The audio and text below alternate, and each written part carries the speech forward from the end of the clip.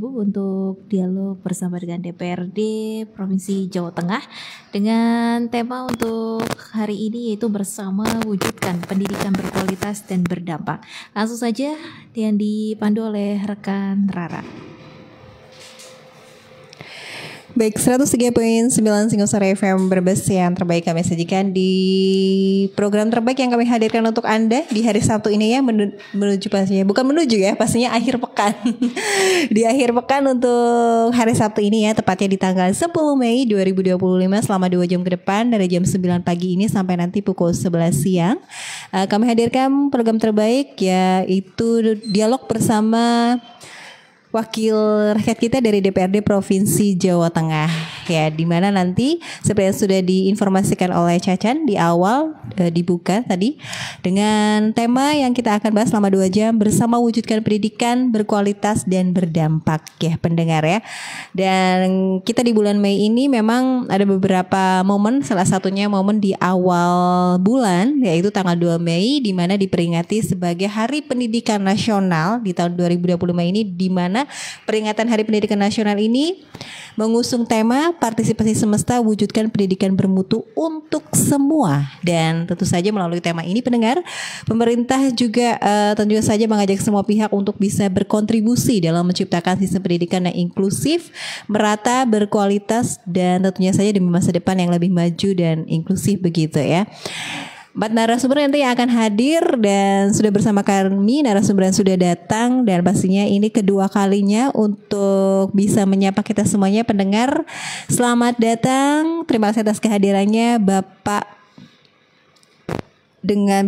Zaki Safrudin Prihatin sebagai anggota Komisi D. Luar biasa, datang sangat lebih awal. Sehat Pak Zaki? Alhamdulillah. Oke, baik, terima kasih. Dan pastinya mungkin Bapak ini sepertinya akhir pekan, setelah ini mau kemana nih Pak? Ada beberapa acara kah akhir pekan? Hari ini kebetulan ada 4 agenda. Wah, 4 agenda, luar biasa, padat ya. Terus ada pelantikan KNPI. Siap. Terus ada acara kondangan. Oke, keluarga ya Pak ya. Oke, pendengar, untuk Anda yang mau join silakan saja untuk bisa bersama kami ya, berbicara dan berdiskusi sesuai tema yakni bersama wujudkan pendidikan berkualitas dan berdampak ya. Silakan untuk bisa join di SMS WhatsApp-nya di 0857 00 360 7798 atau bisa join di Facebook ya, fanspage kami di Singosari FM Brebes. Baik Pak, kita menyapa dulu pendengar Singosari ya Pak Zaki ya, agar mereka juga lebih mengenal siapakah wakil rakyat kita yang ada di Provinsi Jawa Tengah ya, khususnya beliau ini berada di anggota Komisi D. Silakan Bapak untuk bisa memperkenalkan diri kembali kepada pendengar Singosari FM. Monggo. Terima kasih. Assalamualaikum warahmatullahi wabarakatuh. Waalaikumsalam warahmatullahi wabarakatuh. Pemirsa Singosari FM. Matur nuwun sudah ikut mendengarkan. Diperkenalkan, nama saya Zaki Safrudin Prihatin, kebetulan di DPRD Provinsi dari Komisi D. Nah, kalau saya asli Brebes. Ya, wong Brebes asli kayak ngapak. Ngapak. Wong Sawo Jajar. Ya, mantap ini, apalagi Sawo Jajar ya. Wah, ini kayaknya berhubungan deh Pak. Pendidikan, putra daerah, kemudian daerah Sawo Jajar, kan kita tahu kalau Pantura Sawo Jajar lebih banyak menghasilkan hasil bumi yaitu ikan ya. Ini sangat menunjang sekali nih, atau juga berhubungan dengan pendidikan ya, makanan bergizi maksud saya. Oke, baik Pak. Mengenai tema kita ya Pak ya, bersama wujud. Selamat datang, baik, selamat bergabung. Langsung saja bergabung dengan Pak Dewan, siapa yang sudah baru datang ini ya, langsung saja mungkin. Ini silakan Pak Aziz, monggo Pak Aziz. Ya Pak Aziz, silakan dengan headphone-nya mungkin juga bisa di Bapak Zaki, kemudian beliau Pak Zaki. Oh ya Allah, Mas Zaki. Aku tadi malam Oh ya, cara Pak Mas ya. Oke, silakan Pak. Ya, selamat datang dengan Bapak Dewan Siapakas untuk bisa memperkenalkan langsung saja dengan pendengar, menyapa pendengar Singosari. Oke, selamat pagi pendengar Singosari, selamat berbahagia, salam sehat, salam sejahtera. Siap. Semoga pagi hari ini kita diberi kelancaran. Amin. Dalam beraktivitas, diberi kesuksesan. Siap. Dan banyak rezeki ya. Amin. Nah, Pak Zaki ini lama nggak ketemu saya kan berapa tahun. Saya Abdul Aziz dari Komisi A, Komisi Partai Kebangkitan Bangsa, sedapil dengan Pak Zaki, dapil Jateng 12. Ini dengan Pak siapa ya? Saya tanya Pak. Saya dengan Rara, baik. Tanya balik ya ini. Oke, siap. Saya baru kali ini di Singosari. Baru datang ya Pak ya, baru mengenal. Tadi habis kondangan di Pak Mas Pui. Oke, luar biasa. Acara keluarga banyak kayak ini ya, sama juga. Oke. Baik Pak Abdul Aziz, pertama kalinya dan selamat bergabung ya Bapak ya. Selamat juga untuk bisa mengenai Radio Singosari. Baik. Ini kita akan membahas selama 2 jam, yaitu mengenai bersama wujudkan pendidikan berkualitas dan berdampak. Baik, seiring dengan juga program dari Bapak Presiden Prabowo Subianto ya Pak ya, banyak program beliau sangat fokus untuk bagaimana meningkatkan mutu pendidikan ya agar berkualitas dan juga berdampak. Ini untuk Jawa Tengah sendiri, kita berbicara Jawa Tengah nih Pak ya, baik Pak Zaki maupun juga Pak Abdul Aziz. Ini bagaimana sih Pak untuk kondisi Jawa Tengah sendiri ya dalam hal ini dalam bidang pendidikan gitu. Saat ini tuh seperti apa ya, baik dilihat dari aspek siswanya, pendidikan itu kan ada siswa, kemudian juga dari tenaga pendidik dan juga infrastrukturnya itu sendiri seperti apa nih Pak sebagai dari Pakar sendiri Dewan ini melihat pendidikan di Jawa Tengah dari baik itu siswanya, kemudian tenaga pendidiknya atau juga dari infrastrukturnya juga. Silakan Pak Zaki maupun juga Pak Abdul Aziz. Mbak Rara. Jadi kami berbicara by data Jadi dari Kementerian Pendidikan ini di Jawa Tengah ada sekitar 5.900 berapa itu, hampir 6.000 lah ya, jumlah sekolah yang ada di Jawa Tengah. Kemudian dengan jumlah pendidik itu ada 613.000. Kalau berbicara infrastruktur memang ya masih banyak lah. Contoh kayak di Brebes ini masih banyak juga kondisi sekolah ya, yang masih banyak memprihatinkan. Ya. Nah, memang di Brebes ini kita kendalanya ada di anggaran. Terutama anggaran untuk pemeliharaan. Nah, itu memang luar biasa. Nah, ini memang nggak mampu ditopang penuh oleh APBD Kabupaten Brebes. Nah, sementara kalau dari provinsi ini kan juga kita ada batasan, baik ya, sesuai dengan kewenangan. Kalau provinsi ini kan kewenangannya hanya di tingkat SMA atau SMK ya. Iya, kalau langsung provinsi ya Pak ya. Sekolah SD sampai SMP ini menjadi kewenangan kabupaten. Nah, ini yang menjadi ada batas anggaran, kemudian juga dengan jumlah anggaran yang terbatas sehingga kondisinya memang ya masih banyak lah yang membutuhkan sentuhan yang berkaitan dengan infrastruktur sekolah itu sendiri. Fisik ya Pak, infrastruktur fisik itu sendiri. Oke, baik.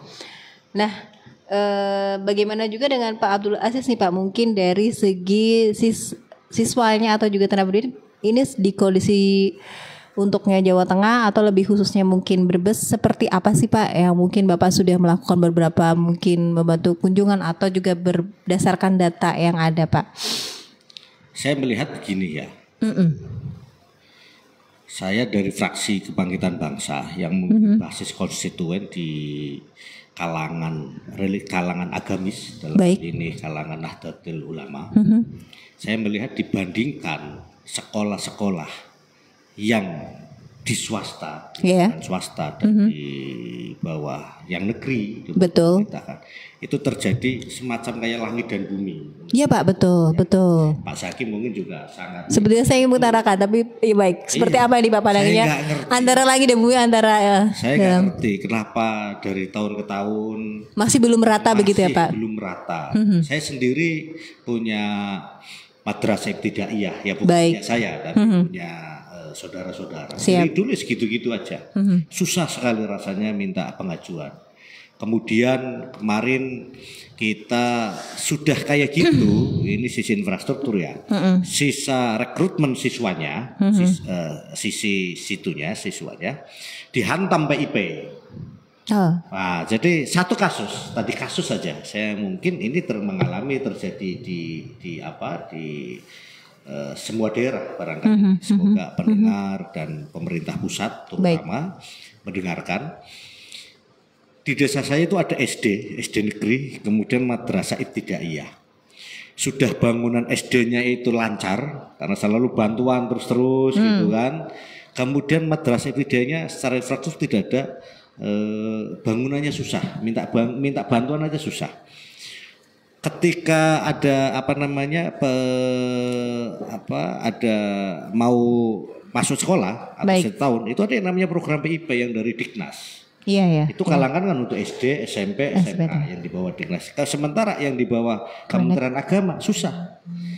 Padahal kalau saya mau melihat Bu, hari ini tuh pendidikan agama itu sangat penting sekali. Orang pinter banyak. Hari ini orang pinter banyak sekali. Betul. Sekarang Indonesia itu mengeluarkan mereka yang lulusan dari luar negeri, wah tak terhitung mungkin. Iya Pak ya, gelar sampai doktor pun, iya. Macam-macam lah. Iya. Kampus sekarang menjamur di mana-mana. Tetapi hari ini kita masih mengalami yang namanya krisis moral. Mantap Pak. Saya kira gitu Pak Zaki. Saya memang setuju Pak, betul Pak. Aturan, saya yakin aturan ini sudah bagus aturan kita. Orang salah harus dihukum. Ya kan? Satu kasus kemarin hakim ditangkap. Kasus siapa yang membebaskan Tanur siapa itu ya? Iya. Itu karena apa? Apakah karena aturan? Enggak, karena moral. Betul. Itu karena moral. Lah, artinya bukan berarti saya lebih menonjolkan pada sisi moralitas tanpa melihat sisi lain, enggak. Iya. Tapi ini harus ada perhatian. Kenapa kemudian anggaran, tadi saya nyambung dengan Pak Zaki, program pendidikan adalah anggaran kita ya untuk pendidikan yang di bawah Kementerian Dikbud dan di bawah Kementerian Agama. Itu kan jomplangnya minta ampun. Saya nggak ngerti apa yang dalam logikanya di pengamat pendidikan mungkin. Itu padahal amanah undang-undang betul 20% dari APBN. Seingat saya, mohon maaf, saya pernah ngobrol dengan Komisi 10 DPR RI, itu baru sekitar 9% atau 12%. Itu padahal sudah dihitung nih, termasuk untuk BOS, termasuk untuk bangunan infrastruktur, itu sudah dihitung. Itu masih segitu, masih jauh untuk mencapai 20%. Seandainya paling tidak setiap tahun kita tambah anggarannya untuk menuju 20%, tetapi ada pemerataan. Baik yang di bawah Kementerian Agama maupun yang di bawah Kementerian Pendidikan. Nah, itu dari sisi infrastruktur. Dari sisi pendidik, memang harus ada pengawasan. Kalau saya lebih mengusulkan ada pengawasan. Seperti apa yang dimaksud dengan pengawasan Pak Abdul Aziz? Iya. Ya kan? Dalam hal konteksnya seperti dalam apa Pak? Kompetensi. Kompetensi. Karena mohon maaf sekali. Banyak orang mengajar. Itu karena mencari pekerjaan. Baiklah. Ketika mencari pekerjaan. Apa karena atau juga mohon maaf ya? Karena tidak ada pekerjaan lain. Ada pekerjaan atau karena sekarang ada yang namanya tunjangan yang sangat dinanti bisa dikatakan itu uang nemu gitu. Uang nemu. Paham mungkin Bapak dengan sertifikasi guru begitu ya. Betul. Apakah hanya terjadi seperti itu? Menurut pandangan Bapak seperti apa nih? Selain tadi pekerjaan, atau memang ada satu yang menunjang karena hal itu? Walaupun memang sekarang sertifikasi guru itu tidak semudah pada awal sebelumnya. Itu bagaimana Pak? Mohon mungkin dengan pandangan Bapak. Sertifikasi secara ekonomi saya setuju sekali. Oke, baik. Secara administrasi. Baik. Gak ngerti nih, kasihan guru-guru ini bikin laporannya itu akhirnya ribet, mereka ya, lebih fokus bikin laporan sertifikasi daripada bagaimana memikirkan nasibnya siswa. Kualitas siswa. Oke, baik. Itu loh. Nah, ini maksud saya itu makanya perlu ada sebuah termasuk dalam hal konteks kompetensi tadi ya, Pak. Kompetensi tadi. Iya, oke. Gitu. Ya gimana Mbok, jangan dipersulit lah bikin laporannya. Gitu. Boleh ada untuk peningkatan hal ekonomi. Harus ada, tapi jangan dipersulit lah. Jangan dipersulit. Kemudian supaya guru-guru ini orientasinya adalah mencerdaskan anak bangsa. Karena siap, amanat undang-undang. Siap, baik. Dasar undang-undang kita itu adalah mencerdaskan kehidupan anak bangsa. Ingat, mencerdaskan diksinya. Kan mempintarkan. Iya. Nah, ya kan ini beda nih antara cerdas dan pintar. Siap. Biar Pak Zaki lah kita tahu. Oke. Ini obrolan kita tentang pendidikan memang asik ya, Pak. Memang itu satu sisi ini saya sepakat Mas Sis. Jadi memang ada kesenjangan yang luar biasa antara sekolah negeri dan swasta. Memang semuanya dapat bos. Iya. Ya, tapi kalau negeri itu kan gurunya sebagian besar itu kan PNS ya, Pak? PNS. Sementara di swasta ini kan honorer kebanyakan. Honorer. Nah, memang tingkat kesejahteraan mereka masih rendah. Bahkan ada yang guru itu 1 bulan hanya digaji 500 itu masih ada. Ada yang 300 Pak sebulan. 300 itu betul-betul pengabdian yang dapatnya 3 bulan sekali lagi. Makanya. Iya. Yang namanya sertifikasi guru itu juga sedikit banyak membantu. Iya, betul. Tadi saya sepakat dengan yang disampaikan Mas Aziz memang. Bagaimana? Jangan sampai kemudian tujuannya ya satu untuk peningkatan kualitas guru, sisi yang lain juga untuk menambah kesejahteraan. Tapi jangan sampai kemudian untuk peningkatan kualitas siswa itu menjadi terabaikan. Iya. Oke, jadi memang mungkin yang dikatakan ada di Jawa Tengah ini memang bukan hanya Jawa Tengah, mungkin secara nasional ya Bapak ya.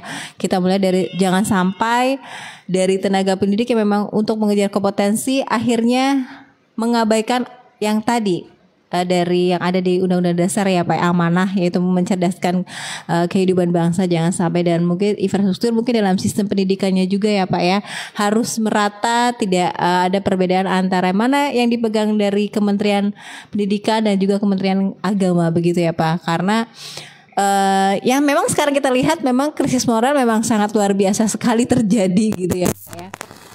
Banyak hal yang mungkin secara krisis moral juga sekarang ini ada dari pimpinan daerah yang mendampingi guru untuk bagaimana ketika terkena hukum gitu ya. Maksudnya kan sekarang banyak sekali yang mohon maaf nih para wali murid, orang-orang tua tidak setuju dengan apa yang diberikan sanksi atau hukuman oleh gurunya, kan banyak ya Pak ya.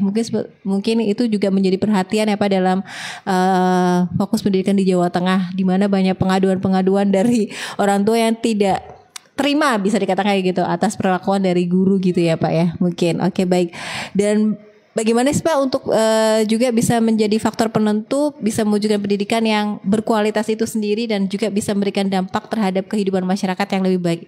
Itu bagaimana Pak, yang menjadi faktor penentu itu sebenarnya apa gitu, yang agar pendidikan tetap berkualitas kemudian juga memberikan dampak terhadap kehidupan masyarakat yang lebih baik gitu. Seperti apa itu Pak faktor penentu yang bisa menentukan ini loh, pendidikan berkualitas penentunya sebenarnya ini, dan kemudian akhirnya berdampak ke masyarakat. Mungkin masyarakatnya tadi dikatakan lebih sejahtera dengan pendidikan, harusnya seperti itu kan Pak ya, kita berpendidikan lebih tinggi, yaitu menentukan kesejahteraan gitu. Bagaimana Pak, ini faktor penentunya apa saja mungkin Pak? Ya, sebetulnya banyak faktor juga ya. Ada kualitas guru ya. Ya. Kualitas guru ini kan perlu ditingkatkan itu melalui uji kompetensi. Ya. Mungkin juga termasuk sertifikasi guru itu juga bagian dari peningkatan kualitas guru. Kemudian yang kedua dari sisi anggaran. Kembali lagi ya Pak ya anggaran. Nah, anggaran untuk peningkatan kualitas sekolah, nah, itu kan juga butuh. Nah, contoh misalkan ada tambahan mata pelajaran apa yang di luar sesuatu atau untuk katakanlah menambah kualitas. Misalkan kalau di sekolah swasta kan ada penambahan mungkin kayak seperti bidang agama atau apa lainnya juga butuh anggaran juga. Nah, ini memang juga perlu ditingkatkan anggaran itu sendiri. Kemudian yang tiga ada juga yang kaitannya dengan kurikulum. Oh iya Pak, yang sebentar pemerintahnya berbeda, kebijakan berita beda lagi, ya bikin mumet kayaknya saya juga. Rezim pergantian menteri. Ya betul Pak. Kurikulumnya juga berbeda. Sepertinya kita tuh nggak punya acuan yang jelas. Betul, paten ya Pak ya. Acuan yang paten, tinggal nanti kalaupun ada kekurangan, kalau perlu ada penambahan dalam rangka peningkatan, tinggal ditambahkan, tapi tidak merubah semua keseluruhan. Betul. Juga susah. Kemarin kan ada kendala guru itu luar biasa. Jadi kalau dulu itu kan simpel ya, guru menilai. Murid itu kan dari rapot ya. Iya. Berdasarkan nilai. Nah, kemarin kan ada kebijakan bukan berdasarkan nilai. Tapi keseharian dan rapot. Betul. Lebih ke karakter misalnya. Perubahan-perubahan ini yang akhirnya ya mohon maaf ini banyak keluhan juga dari tenaga pendidik. Ini kok sepertinya nggak jelas kurikulum itu. Oke, baik. Jadi kurikulum juga perlu ya, sistem kurikulum juga sangat menentukan untuk adanya menghasilkan pendidikan berkualitas dan juga berdampak terhadap kehidupan masyarakat itu sendiri. Bagaimana masyarakat dalam hal ini kalau sudah kita berpendidikan pastinya akan lebih paham dan memahami dan akhirnya pada suatu pendidikan itu mengarahkan juga ke kesejahteraan rakyat itu sendiri ya Pak ya. Oke, bagaimana dengan Pak Abdul Aziz juga nih Pak? Selain dari faktor penentu tadi akan mungkin lebih meluas mungkin Pak, lebih kemana lagi? Saya menambah aja dari Pak Zaki, sangat betul sekali apa yang disampaikan Pak Zaki. Saya hanya menambah adalah faktor kepemimpinan seorang diri. Tapi saya sedikit, yang mungkin mempengaruhi dalam suatu kebijakan ya Pak. Oke. Tadi saya sedikit nambah juga soal kurikulum memang. Ini ganti menteri, ganti kurikulum itu kan ruwet itu. Kita berpikir dari ibarat orang, logikanya begini. Kita analogikan 1 tambah 1 2, 2 tambah 2 4, 4 tambah 4 8. Belum sampai 10 balik lagi, kira-kira begitu. Iya. Ya, setuju sekali Pak. Ini nggak ngerti, semoga ini kuncinya dari presiden lah, presiden ya. Karena yang sering rubah-rubah itu menterinya gitu. Nah, tadi kembali bahwa kepemimpinan atau visi seorang pendidik, terutama kepala sekolah itu penting sekali. Bagaimana kemudian kepala sekolah itu harus bukan capital oriented, tapi kompetensi oriented. Oke. Nah, kan begitu. Yang berikutnya soal orang tua. Bagaimana orang tua ini? Jadi jangan sampai orang tua ini, sekarang kalau fenomena hari ini, orang tua bapak ibunya sudah bekerja, akhirnya anak ini dititipkan. Cari sekolah yang model apa itu? Yang sampai jam 4, jam 3 sore. Ya, Pak, betul. Ini ada motivasinya, bukan anak itu supaya tambah banyak ilmunya. Tapi karena memang orang tuanya nggak mau ngurus. Nah ini atau mungkin ke pondok pesantren yang modern biasanya begitu. Pesantren. Makanya saya dari kecil sudah di pesantren ya. Sekali orang tua ke pondok pesantren itu semacam hampir saya katakan kok kayak dibuang ya. Oke, baik. Gitu loh.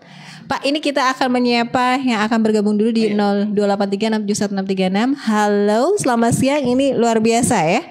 Dengan siapa di mana? Halo. Ya. Halo.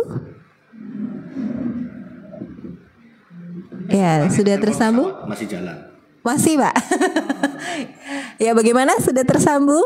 Ya, mungkin sinyal. Oke, sinyal ya. Terputus. Oke, baik, nanti dicoba kembali. Yang ingin bergabung silakan untuk pendengar Singosare di 0283. Ya, dicoba lagi. Halo. Ya. Halo, selamat siang. Assalamualaikum. Selamat siang, Mbak. Waalaikumsalam. Iya, assalamualaikum. Waalaikumsalam. Oke, baik. Dengan Bapak siapa di mana ini? Dengan Dani, Mbak, di Pasar Batang. Dengan? Dani Pasar Batang. Dani Pasar Batang. Baik, ya. Pak Dani, silakan Bapak menyapa dengan para narasumber kita yang sangat luar biasa hari ini. Selamat yang dulu buat para narasumber nih. Topiknya luar biasa sekali nih. Mengingat masalah pendidikan. Itu Mbak, sekedar menyampaikan tadi berbicara tentang kurikulum ya. Mungkin bisa melihat hasil kelulusan anak semenjak tahun berapa itu, semenjak dihilangkannya pelajaran PMP ya, atau pelajaran PMP. Pendidikan Moral Pancasila. Iya betul. Itu kelihatannya tingkat pendidikan anak-anak itu sekarang apa ya? Kalau dulu kan di pelajaran PMP atau pelajaran P4 itu mengarahkan kepada kita untuk bisa menghormati nilai-nilai luhur Pancasila ataupun menghormati apa ya, para pejuang-pejuang dulu. Namun mungkin beliau-beliau narasumber bisa melihat hasil dari kelulusan anak-anak sekarang itu, nyun sewu, mereka bisa lulus, mereka pintar, tetapi untuk adab dan moralnya kalau saya melihat masih sangat kurang. Mengapa saya mengatakan demikian? Mungkin sering kita melihat di televisi adanya tawuran-tawuran anak sekolah. Ketika adanya pelajaran P4 atau PMP dulu, mungkin kita tidak pernah melihat di televisi atau di radio, membaca di koran adanya perkelahian pelajar. Nah, itu mungkin para beliau-beliau yang ada di Dewan, gitu. Kira-kira bisa enggak sih bisa menghidupkan kembali nilai-nilai atau kurikulum yang ada di situ sebagai apa ya, penyentuh hati kita sebagai pelajar untuk bisa menggugah kembali, oh ya, saya harus menghormati ini, saya harus menghargai ini. Kira-kira demikian Mbak. Mudah-mudahan ke depan tingkat pendidikan di Indonesia semakin maju, bukan hanya sebagai sarjana yang pintar saja, tetapi mereka harus punya adab. Betul. Ya, adab lebih utama daripada ilmu ya, atau sarjana yang tinggi sudah S2, S3. Seperti itu. Saya kira demikian Mbak, salam buat semuanya, semoga sehat selalu, Indonesia dalam keadaan sehat, semuanya kita dalam keadaan sehat. Amin, amin, amin. Terima kasih Pak Dani yang ada di Pasar Batang atas masukannya yang sangat luar biasa, juga memperhatikan dari tingkat kualitas pendidikan kita yang kita bicarakan untuk hari ini selama 2 jam. Ya, bagaimana Pak? Mungkin bisa langsung disambungkan ini Pak dengan mungkin penjelasan dari Pak Abdul Aziz Pak tadi. Saya sepakat sekali dengan Pak Dani. Saya berapa kali ketika ngisi semacam kayak diskusi, ketika ngomong soal kondisi bangsa hari ini, masyarakat hari ini, saya berarti sudah kesekian orang yang mengusulkan untuk adanya pendidikan moral, pelajaran PMP. Iya Pak. Nggak tahu Pak Zaki setuju nggak Pak Zaki? Sepakat sekali Pak. Saya juga sepakat. PMP, PPKN. Ya, pokoknya pendidikan moral. Nggak ada ya, udah berapa tahun nggak ada. Makanya sekali lagi kalau ngomong pendidikan, kami DPRD provinsi tidak memiliki kewenangan apapun karena kewenangan dari pusat, turun dan sebagainya, gitu kan. Makanya semoga bisa didengar bahwa aspirasi dari bawah itu, masyarakat di bawah itu hari ini haus kan pendidikan moral. Kering rasanya soal adab. Betul Pak, memang Pak sangat krisis sekali untuk generasi sekarang. Kalau mau pinter sudahlah. Semuanya pinter. Siapapun orang mau kuliah sampai dimanapun, sampai di planet Pluto sekalipun tetap kalah dengan Mbah Google. Kalau hanya ngomong pinter. Iya. Nah, kita kalau hanya sekedar pinter ya enggak. Mau tanya apa sih jenengan? Mau ngomong dalil dari apa, dari Bible, dari Al-Qur'an, dari apa namanya? Malah sekarang meta ya, Pak ya. Maaf lagi ada meta. Iya. Kalau hanya sekedar pintar. Tapi kalau adab itu harus dengan cara dipraktekkan, dicontohkan. diamalkan ya Pak ya, ini pastinya. Iya. Bahkan sekarang mungkin bisa dites dengan anak-anak sekarang, mungkin Pancasila saja, 5 Pancasila mungkin sudah mereka belibet gitu ya.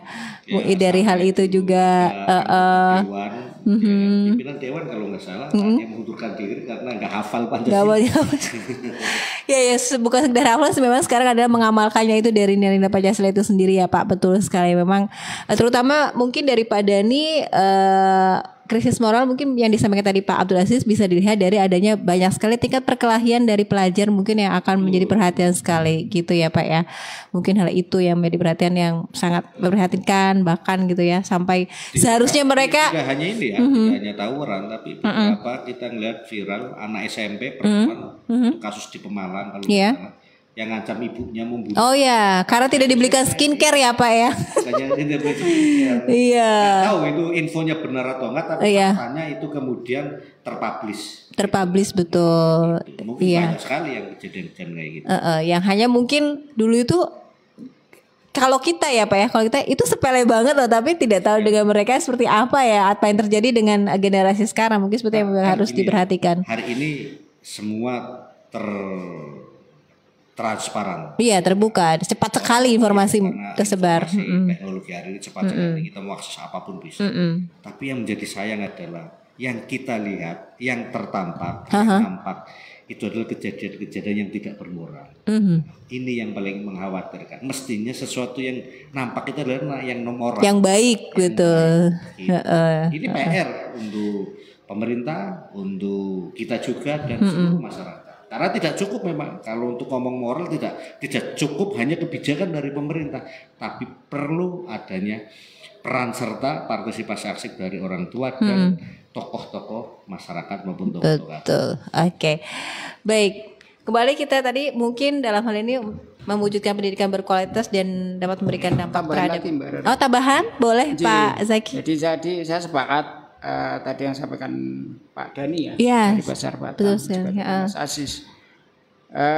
Yang sangat memprihatinkan juga kan sekarang juga banyak ini di berita-berita itu ada murid yang sampai menantang guru ya. Ya yang tadi Pak saya bilang ini bagaimana juga mungkin di kita untuk bisa mendampingi para guru nih yang seperti terjadi seperti itu Pak.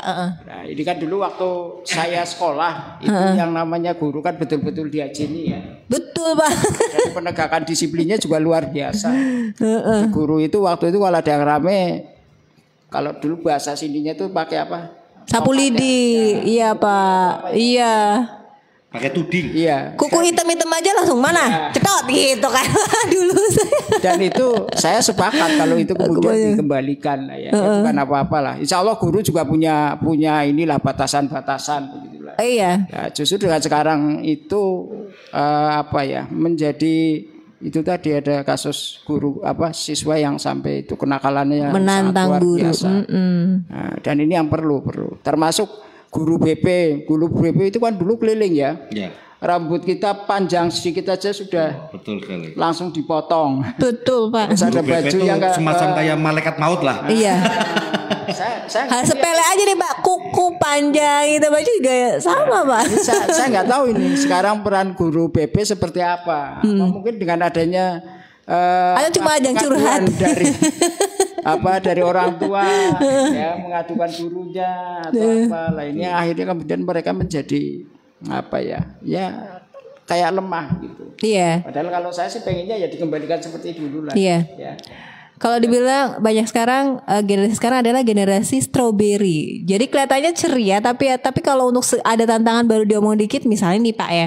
Kayak ada beberapa hal yang misalnya anak-anak PKL baru ini salah begini, nanti katanya dimarahin padahal enggak gitu. Besoknya enggak mau berangkat sekolah. Kadang yang terjadi seperti itu Pak. Ada yang kayak gitu. Padahal enggak, ini begini-begini gitu. Tapi besoknya enggak berangkat sekolah ngadat atau enggak sama sekali enggak mau sekolah sama sekali gitu. Gitu. Mungkin dalam hal faktor penentu juga benar tadi ada kualitas guru ya Pak ya. Kemudian juga tentang kurikulum yang memang harus mungkin tadi yang sama juga dari Pak Dhani yang mungkin bisa kurikulum guru dikaitkan lagi, dihidupkan kembali untuk bagaimana kan kita ingin generasi emas ya Pak ya, di tahun 2045 kan yang. Kalau di sekolah swasta ada yang namanya pelajaran akidah akhlak. Sekarang masih ada ya Mas? Wah, itu nggak tahu. Itu kan kalau saya kebetulan pernah dengar pernah sekolah di negeri, pernah juga sekolah di swasta. Dan itu kalau di swasta luar biasa, lengkap sekali. Lengkap ya Pak ya, oke baik. Pelajaran ada PMP, ada juga yang kaitannya dengan akhlak, ya, pendidikan. Apa itu tadi akidah akhlak. Oke baik. Dan bagaimana Pak kemudian untuk selain tadi kalau sudah kita bisa mewujudkan pendidikan berkualitas, pastinya juga kalau kita tahu pendidikan itu kan merupakan bisa juga dibilang investasi sumber daya manusia itu sendiri, atau ya bisa dikatakan human investment gitu ya Pak. Nah, bagaimana ini pendidikan bisa berperan dalam hal pembangunan? Mungkin memang tadi sudah disinggung, tapi mungkin ini akan lebih bisa khusus lagi kita bicarakan peran yang sangat begitu nyata dalam hal pembangunan adanya pendidikan itu seperti apa Pak? Yang jelas pembangunan ini kan butuh SDM. Ya, sumber daya manusia. Dan dasar dari sumber daya manusia ini kan dari pendidikan itu sendiri. Makanya ini memang sangat berkaitan ya antara pendidikan dengan sumber daya manusia, kemudian juga dengan pembangunan. Nah, pembangunan ini kan juga macam-macam, ada pembangunan dari sisi sosial dan sebagainya. Nah, itu melalui pendidikan itulah semuanya bisa tersentuh. Jadi memang luar biasa itu. Pendidikan ya Pak ya. Dan mungkin yang sekarang ini mungkin dalam hal pembangunan kita bicara tentang Jepang atau juga Finlandia Pak. Kabar-kabarnya ini sistem pendidikan mereka itu kembali tidak ke arah yang kayak teknologi, tapi mengembalikan ke dalam rangka pembangunan, dalam hal ini pembangunan dalam hal untuk literasi membaca, mereka lebih ke menulis, balik lagi Pak ke buku bacaan.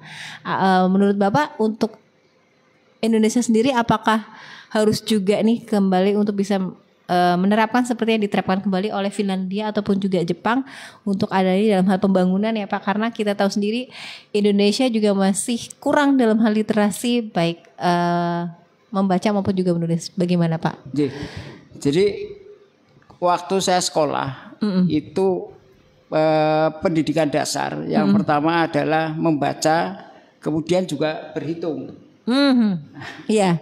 Kalau saya lihat di TikTok atau apa itu kan, ini kan ada yang sudah kelas berapa tidak bisa berhitung ya. Ya sempat muncul kemarin Pak di daerah Jawa Timur, Bali ya Pak ya, itu sudah tingkat SMP gitu ya, bangku kelas 3 malah mau SMA itu ternyata di Buleleng kalau tidak salah ya Pak, itu semuanya tidak bisa membaca bahkan itu. Iya Pak, itu gimana? Ini kan juga di mana itu? Di Buleleng Pak, Kak Bali. Jadi satu kecamatan itu kebanyakan dari tingkat SMP itu semuanya rata-rata belum bisa membaca sampai bangku kelas 3. Berarti sekarang kelas berapa? Kalau 9 ya? Kelas 9 Pak, di bangku kelas 9. 7, 8, 9. Iya betul Pak, itu di Buleleng. Jadi, ya itu tadi. Iya. Kita awal itu kan begitu kelas 1 sudah langsung yang diajarin pertama. Kembali lagi ke sistem kurikulum sekarang kan? Menurutnya kan saya juga bingung naik gitu. Kok bisa? Iya. Ada seorang murid yang udah kelas berapa kok nggak bisa membaca Pak? Membaca. Iya. Apa memang kurikulumnya yang tidak menyentuh? Padahal dasar dari pendidikan ini kan dimulai dari membaca dulu kan, membaca, menulis, berhitung. Baru nanti kesananya lebih mudah. Ya ini kan kita terkait dengan pembangunan dan itu kan sangat tidak mungkin dong Pak ya, bagaimana akan menuju Indonesia Emas sementara atau pembangunan Indonesia yang akan nanti merata dalam hal ini, tapi ternyata masih ada tingkat yang hampir mau saja bisa dikatakan ke ini tapi belum bisa membacakan. Itu kan juga sangat dalam hal untuk pembangunan Indonesia mungkin bisa dikatakan sangat mengganggu ya Pak ya dalam hal sekolah pendidikan. Baik Pak. Tempo hari saya pernah ngobrol dengan kepala dinas provinsi, siapa saya lupa. Itu juga cerita ke saya bahwa hampir guru-guru itu pergantian presiden, pergantian menteri itu mereka Bingung, ada sedikit kayaknya dirubah mana kita ke sehingga akhirnya mereka ini sudah hampir macam kayak apatis gitu. Ini kan problem, makanya nggak tahu, semoga saja ini kita sampai 20-30 mau jangan dirubah lah kurikulum gitu loh. Apapun mau nyatanya juga kan yang namanya menteri ya, menteri kan pembantu presiden, sudah punya konsep bagus, tahu nanti diganti kan kita nggak ngerti juga gitu loh. Makanya ini jangan sampai kurikulum itu diganti. Nah sampai saya sendiri sebenarnya nggak mengamati itu lah, paling nanti dirubah lagi, ganti menteri paling nanti dirubah lagi gitu kan. Nah, akhirnya ketika kayak gitu para pendidik, guru-guru ternyata fokusnya mau ngurus siapa? Sertifikasi. Administrasi gitu ya, Pak, lebih ke administrasi daripada ya tadi ya. Padahal bagi kita ya, kalau orang Islam itu saat tadi benar apa kata Mas Zaki, pertama yang membaca ayat. Iya, padahal balik lagi ya Pak, kita kan sudah ikro membaca. Turun kepada Nabi Muhammad itu adalah ikro, bacalah. Itu kan menjadi inspirasi. Inspirasi kita sesuatu betul. Dibaca, baik secara tekstual maupun kontekstual. Orang tidak bisa membaca kontekstual kalau tekstualnya tidak bisa dibaca. Kan itu kan? Orang harus tahu dulu Bismillahirrahmanirrahim sebelum tahu artinya. Apalagi pemahamannya, kan begitu kan? Nah, apa karena mungkin mindsetnya, orientasinya hari ini capital oriented, sehingga yang dipentingkan adalah angka-angka dulu, itu Pak. Ada huruf. Nah itu juga ngeri, kita nggak paham tuh kalau kayak gitu. Padahal biasanya orang itu kan kalau angka itu, kalau orang sudah membaca, sudah otomatis bisa angka berhitung pasti. Banyak dulu orang-orang dulu yang nggak sekolah nggak bisa baca, tapi kalau soal hitung-hitungan, wah Pak Zaki aja kalah waktu itu. Betul Pak, betul, nggak bisa baca, tapi kalau hitung-hitungan luar biasa orang kalau dulu. Orang bisa baca pasti bisa angka. Orang ya kan bisa hitung-hitungan. Maaf, orang bisa membaca pasti bisa berhitung. Tapi orang bisa berhitung belum tentu bisa membaca. Itu faktanya. Betul sekali Pak. Jadi dalam hal tadi pertanyaan yang investasi merupakan sumber daya manusia dan bagaimana pendidikan itu berperan dalam pembangunan, kembali lagi sebenarnya kita sebagai ajaran kita, agama kita mengajarkan padahal membaca ya Pak ya. Jadi mungkin setuju sekali kurikulumnya, mohon maaf mungkin juga bisa disampaikan, mungkin bisa sampai ke pusat mungkin ya Pak. Ini sampai terjadi di hampir di seluruh di Buleleng tadi sampai dengan kelas 9 tidak bisa membaca. Ini kan sangat tidak sinkron sekali dengan nanti yang akan diprogramkan untuk menuju Indonesia Emas. Betul mungkin seperti ya Pak ya dalam pembangunan. Baik, nanti kita akan diskusi lagi dengan hal-hal yang mungkin sangat luar biasa dalam hal peringatan Hari Pendidikan Nasional, di mana memang kemarin temanya partisipasi semesta wujudkan pendidikan bermutu untuk semua. Jadi kita mengusung tema selama 2 jam untuk dialog radio bersama DPRD Provinsi Jawa Tengah, yakni bersama mewujudkan pendidikan berkualitas dan berdampak. Untuk Anda yang ingin bergabung silakan di 02836716636 untuk via telepon dan via SMS WhatsApp di 085703607798, dan kami akan kembali hadir setelah beberapa jeda yang lewat berikut ini. 103.9 FM.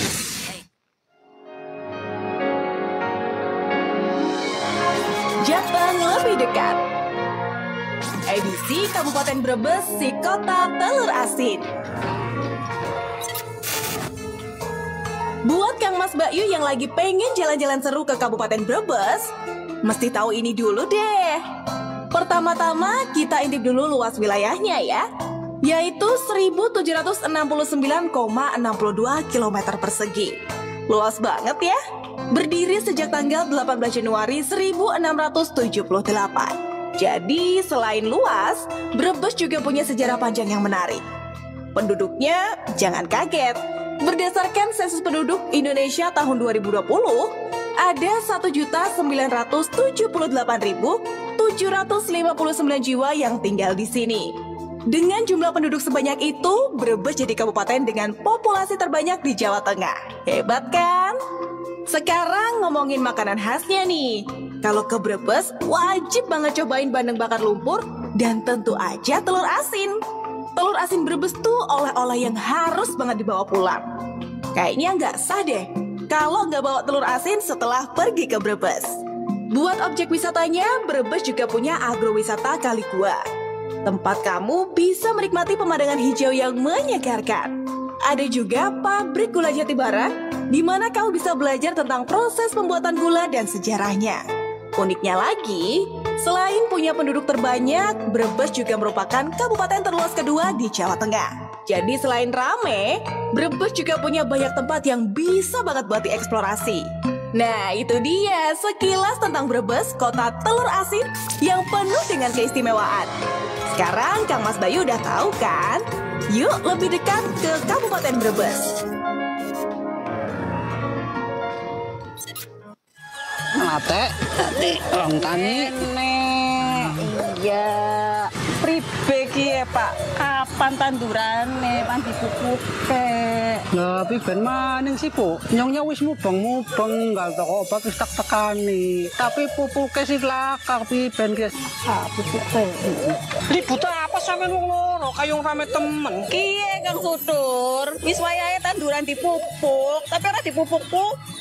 Oh, padahal aku wis tekani toko obat pertanian. Tapi kita goleki pupuke lakar. Pada bae Kang Nyong golekine kok kangelan. Yo pada wadul mari bupatine bae yo. Berarti saya kemarin bupatine bae mang rame-rame nggawa padol. Wis ora kaya kuwe. Saiki kan wis ana cara sing luwih apik. Nyampe nang undek-undek mari bupatine. Arane Sambu. Sambu siapa, Tur? Sambu kuwe tempat wong ngaduna apa bae masyarakat Brebes maring bupatine. Carane gampang. Cukup nganggo HP bae. Ketik Sambu titik Brebes Kap titik GO titik ID. Upal gue kali nulis bae apa yang dikeluhna. Kok cepet ditanggepi. Jebule gampang ya. Iya ya, gampang Kang. Mau bertanya, mengadu, atau memberi saran seputar Kabupaten Brebes? Gunakan Sambu, sambat Maring Bupati. Cukup ketik sambu.brebeskap.co.id. Sambu, sambat Maring Bupati, cara cerdas cari solusi.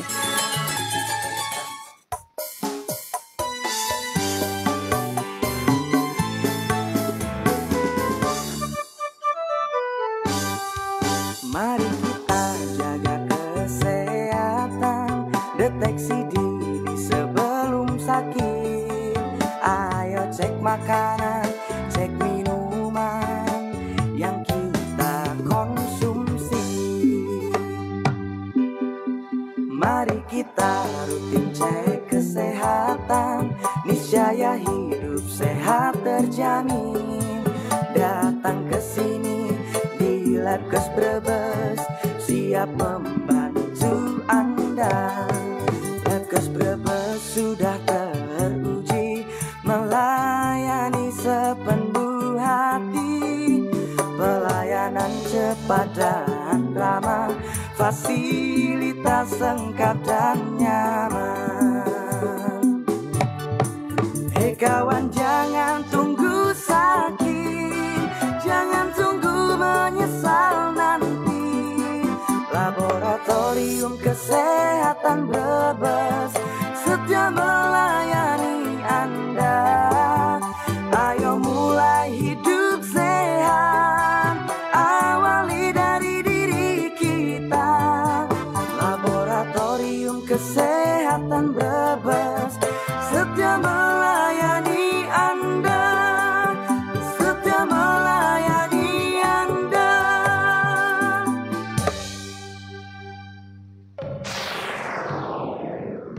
Anda mengalami batuk bercampur darah, batuk lebih dari 2 minggu atau lebih, demam hilang timbul, mudah lelah, keringat malam tanpa aktivitas, dan berat badan turun tanpa sebab. Itu adalah tanda gejala TBC atau tuberkulosis, adalah penyakit menular yang disebabkan oleh kuman Mycobacterium tuberculosis. Penyakit ini bisa disembuhkan. Periksakanlah diri Anda ke Klinik Pengobatan Paru dan Kusta, Kabupaten Brebes, di Jalan Sultan Agung, nomor 73 Brebes. Telepon 0283 617 6418. Melayani pengobatan paru dan kusta hari Senin sampai dengan Kamis pukul 8 sampai dengan 12 siang, hari Jumat pukul 8 sampai dengan 10, dan hari Sabtu dan Minggu libur. Cegahlah penularan TBC dengan imunisasi BCG saat bayi, tutup mulut saat batuk, pisahkan barang-barang yang digunakan penderita, dan makanan harus tinggi karbohidrat dan protein. Iklan layanan masyarakat ini dipersembahkan oleh Klinik Pengobatan Paru dan Kusta, Kabupaten Brebes. Salam TOS, temukan, obati sampai sembuh. Ge, celana nggo ayah. Niki mama sing center fashion. Waduh, ngertinan mama. Celanane kayung apik bahane, modele. Lah, jos. Ya iyalah, sentral. Barang oke, model kekinian. Ya, Central Fashion Store Brebes hadir dengan konsep baru, lebih stylish, dengan suasana baru, bikin lebih nyaman. Harga terjangkau. Central Fashion Store menyediakan celana pria dan wanita, busana muslim, baju anak-anak, kaos, sepatu, sandal, dan lain-lain. Central Fashion Store menyediakan barang bermerek dan berkualitas, model up to date, trendy, dan stylish. Segera kunjungi Central Fashion Store, Jalan Pangeran Diponegoro atau sebelah utara, perempatan lampu merah, Pasar Induk Brebes. Kayong serius temen Bu, lagi nyateti apa sih? Biasa Pak, kebutuhan dapur wis mulai entek. Kecap, bumbu-bumbuan, beras, minyak, sabun. Oh, yo Bu, tak ater. Sekalian Bapak pengen golek pakaian gua apa? Terus Lina jare njaluk toko kena buku tulis. Si Pak, cukup sekali anter maring toko Nirmala. Kebutuhan sing digolek dewek wis ana kabeh nang kono. Berbelanja kan pengennya golek panganan Bu. Kalem, kok Bapak maring restorasi nek, Ibu kan toko emas. Ya nang toko Nirmala Bu. Ya iyalah. Idilah. Wah, lengkap ya. Lah gue pan golek gerabah, elektronik juga anak. Malah saiki tokone wis tambah luas lho Pak. Oh, wis Bu, aja kesuwen. Seki maring toko Nirmala.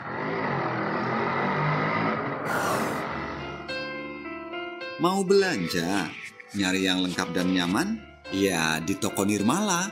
Toko Nirmala menyediakan berbagai kebutuhan rumah tangga, mulai dari sembako, gerabah, elektronik, produk kecantikan, berbagai jenis perhiasan, pakaian, perlengkapan sekolah, dan bisa santai setelah belanja sambil menikmati menu makanan di restorasi toko Nirmala. Kang Asep, kayong lagi borong. Kawan Rud. Iya kiye, nganter bojo belanja. Lah kon borong apa? Antar bojo tuku emas. Soale nang toko Nirmala masih apik-apik. Toko Nirmala, Jalan Jenderal Sudirman, nomor 14 atau depan Pasar Induk Brebes. Toko Nirmala, rumah belanja, kebutuhan keluarga. Singosari FM Brebes, yang terbaik kami sajikan.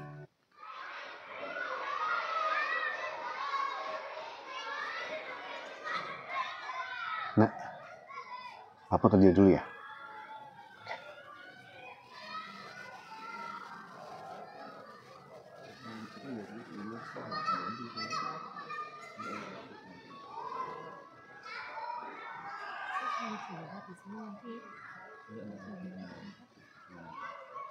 Ya disesuaikan aja sama rencananya.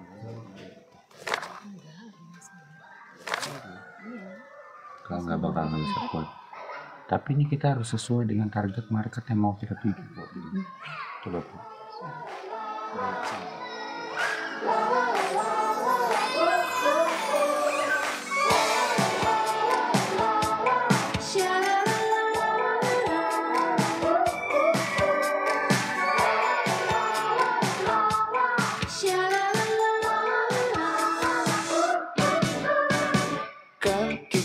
Kecil berlari ke sana kemari sambil tertawa riang. Kedua tangannya diayun kiri kanan. Hari ini bahagia terbias di wajahnya.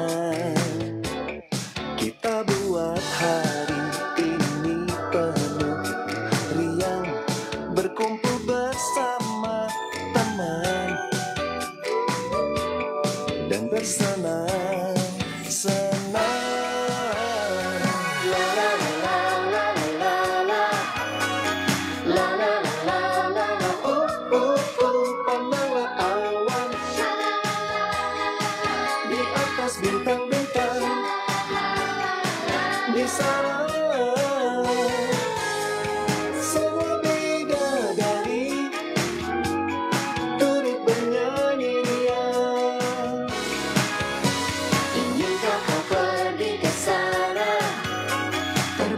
bersama kupu-kupu bermain pelangi bersama dewa-dewi. Petiklah sebuah bintang dan bawalah pulang.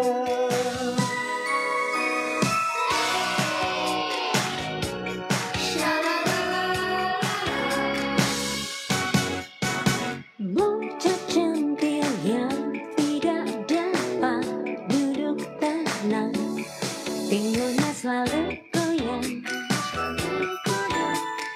Dia berjanji nanti malam akan datang bersama teman-teman menari jari pohon. Timplak timplong, timplak timplak timplong, letak kumpul kemplak kempiak. La la la la la la la la la la la Pandanglah awan di atas bintang-bintang, di sana semua bidadari turut bernyanyian. Oh, inginkah kau pergi ke sana, terbang bersama kupu-kupu bermain pelangi, oh bersama dewa-dewi. Petiklah sebuah bintang dan bawalah pulang. Petiklah bintang dan bawalah pulang. Berikan kepada guru tersayang.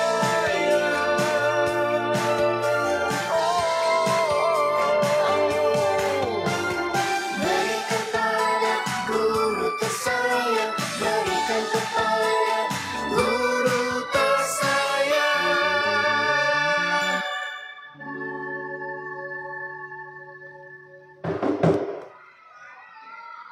Bapak-bapak, ibu-ibu yang bukan anak-anak silakan keluar sekarang. Ampun, rindu sama anak peraturan.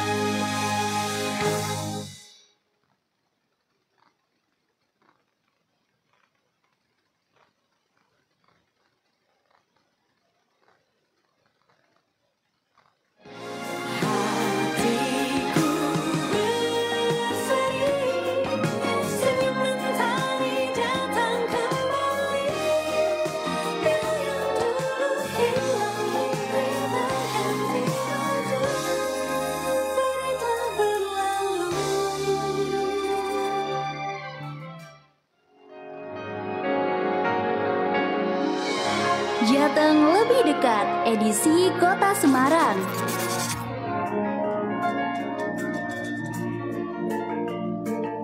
Siapa sih yang belum pernah ke Semarang? Sini-sini tak kasih tahu. Pertama-tama coba tebak dong luas wilayah Semarang itu berapa? Ternyata wilayahnya mencapai 373,78 km persegi loh. Lumayan luas kan buat kota kecil? Nah, kota Semarang udah menginjak usia 477 tahun loh.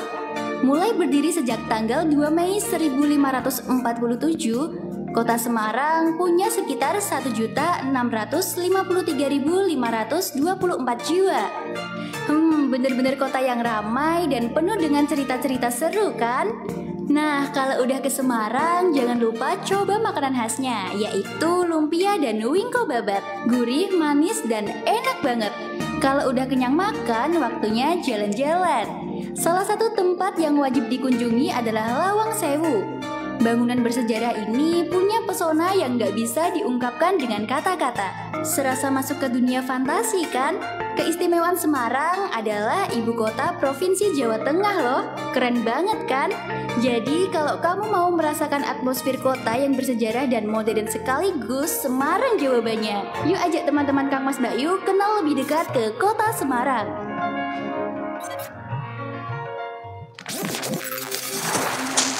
Kabar baik untuk masyarakat Jawa Tengah dan sekitarnya. Pertanggal 25 April 2025, Bandara Jenderal Ahmad Yani Semarang resmi kembali berstatus sebagai bandara internasional. Sesuai dalam keputusan Menteri Perhubungan nomor KM 26 tahun 2025. Saat ini, sudah ada 3 maskapai yang siap membuka rute internasional dari dan menuju Semarang. AirAsia, Scout, dan Lion Group dengan rute langsung ke Malaysia dan Singapura. Sehingga meningkatkan pertumbuhan ekonomi daerah, mendorong pengembangan pariwisata, menarik lebih banyak investasi dan perdagangan, serta mendukung keberadaan kawasan ekonomi khusus di Jawa Tengah. Mari dukung langkah strategis ini demi masa depan Jawa Tengah yang lebih cerah. Semoga hadirnya penerbangan internasional ini membuka lebih banyak peluang untuk pariwisata, investasi, dan kesejahteraan bersama. Iklan layanan masyarakat ini dipersembahkan oleh pemerintah Provinsi Jawa Tengah.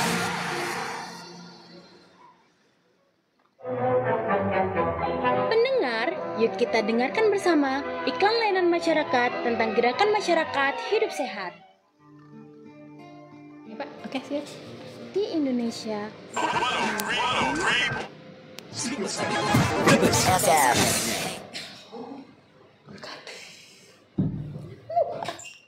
Aku kira makan siangnya enggak. Ya udah, Mas. Bapak beralih saja Pak ke sini Pak. Iya.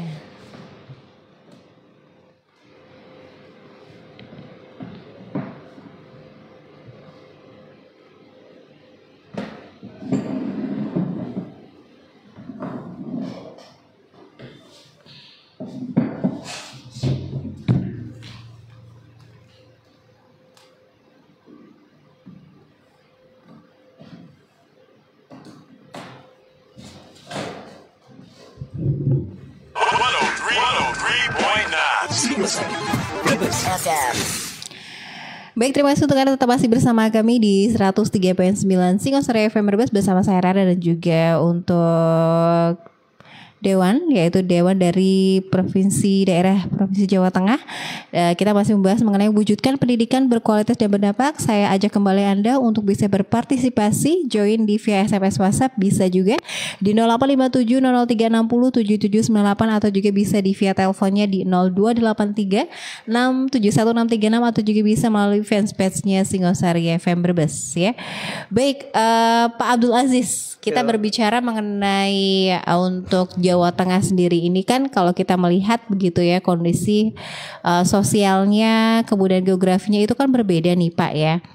Bagaimana sih Pak untuk memastikan pendidikan di Jawa Tengah ini ya Pak Abdul Aziz ini dapat diakses dari semua lapisan masyarakat, dan kita tahu sendiri juga bahwa untuk masyarakat sendiri juga dalam hal pemanfaatan teknologi juga bagaimana untuk bisa mendukung Pendidikan yang inklusif itu sendiri berkualitas dan juga berdampak, Pak. Berkaitan juga dengan kondisi sosial dan juga geografi di Jawa Tengah yang berbeda, Pak. Pendidikan sebenarnya sekarang semuanya mudah mengakses ya. Masyarakat mudah mengakses. Memang terjadi kompetisi. Bersaingan ya Pak ya. Persaingan itu sudah otomatis di semua sektor itu pasti terjadi kompetisi. Maka yang terpenting adalah saya sebenarnya begini, kalau konteks ngomong soal pendidikan, itu justru harus ada sebuah sinkronisasi, harus ada sebuah sinergitas penyamaan persepsi antara pemerintah dengan kebutuhan masyarakat. Iya. Agar kemudian masyarakat dalam ini juga kemudian dari orang tua, pendidik yang kemudian berdampak ke si pelajarnya. Iya, siswa itu sendiri. Siswa itu sendiri. Apa yang dimaksud sinkronisasi soal menjadikan bahwa pendidikan ini tidak semata-mata berorientasi untuk mencari pekerjaan. Balik lagi itu. Tapi harus menjadikan diri si pendidik, si pelajar, si siswa itu menjadi orang yang memiliki kompetensi, memiliki kapasitas, memiliki sumber daya manusia yang kuat. Karena semakin kesini zaman itu semakin berkembang. Manusia sepintar apapun manusia yang tadi saya sampaikan tidak akan pernah bisa mengalahkan perkembangan zaman. Iya. Itu udah nggak bisa. Lagi ke teknologi. Iya, meskipun teknologi itu adalah yang buatan dari manusia sendiri, tapi nyatanya kemudian bisa melampaui dari kapasitas manusia itu sendiri. Apalagi di tahun 2030, menurut siapa itu pemilik Bill Gates atau siapa? Itu semua akan menggunakan semuanya dengan teknologi di 2030. Bahkan kalau nggak salah saya pernah lihat di medsos, entah benar atau tidak. Orang pesan sesuatu sudah nggak pakai ojek online, tapi sudah pakai drone. Oke. Nah, udah pakai drone. Mereka lagi berada di taman. Oh, termasuk taksi yang kayak di Cina ya Pak ya? Sudah mungkin itu tanda apakah? Orang tuanya sambil di taman main anak-anak, dia pesan makanan minuman hanya lewat dikirim pakai drone. Nah, ini menjadi PR kita lagi PR kita bersama. Otomatis akan terjadi pengurangan tenaga kerja. Sumber daya manusia. Nah, maka mau nggak mau yang namanya teknologi itu sudah menjadi keniscayaan, tidak bisa dihindari. Begitu. Itu dulu maksud saya. Nah, bahwa kemudian kalau persepsinya ini sama, bahwa ini harus menjadi kesadaran pemerintah, kesadaran masyarakat, kesadaran orang tua, kesadaran pendidik. Orientasinya itu dulu, persepsinya sama itu dulu, maka akan terbangun sebuah visi untuk mencerdaskan bangsa ini. Visinya sama. Jangan sampai kemudian visi pemerintah dengan visi masyarakat berbeda. Visi pemerintah pengennya mencerdaskan, tapi faktanya di masyarakat itu visinya adalah untuk mencari pekerjaan. Lagi-lagi ini PR. Karena apa? Satu sektor akan berpengaruh terhadap sektor lainnya. Tempo hari judul saya dialog itu judul soal tentang ormas. Organisasi masyarakat. Sekarang pendidikan. Ini sangat berkaitan sekali. Kalau pengurus atau anggota ormas tersebut memiliki kualitas pendidikannya bagus, pasti dia akan mengelola ormasnya bagus. Kan begitu. UMKM. Betul. Hari kita juga UMKM. Ketika UMKM itu dikelola oleh orang yang berpendidikan yang bagus, pasti pengelolaan UMKM-nya akan bagus. Jadi yang namanya pendidikan itu menjadi dasar penting. Di mana-mana sudah pasti pendidikan itu menjadi sumber dasar untuk termasuk pengelolaan negara, pengelolaan apapun. Nah, kalau ini sudah ketemu baru yang lain-lainnya, infrastrukturnya dan lain sebagainya itu bisa ditata dengan mudah karena kelihatan. Akan berjalan dengan sendirinya begitu. Berjalan dengan sendirinya. Contoh, ruang kelas kurang, ruang kelas rusak, kelihatan, bisa dihitung, tapi menyamakan persepsi. pandangan menyatukan visi, merubah mindset, itu tidak gampang. Itu harus terus-menerus dengan dialog, harus terus-menerus dengan pendampingan dari pemerintah terhadap masyarakat. Apalagi kebijakan pemerintah yang selalu seringkali berubah antar pemerintah yang baru dengan pemerintah yang lama. Itu tidak jadi soal kalau substansinya adalah mencerdaskan bangsa, mensejahterakan masyarakat. Clear itu, clear.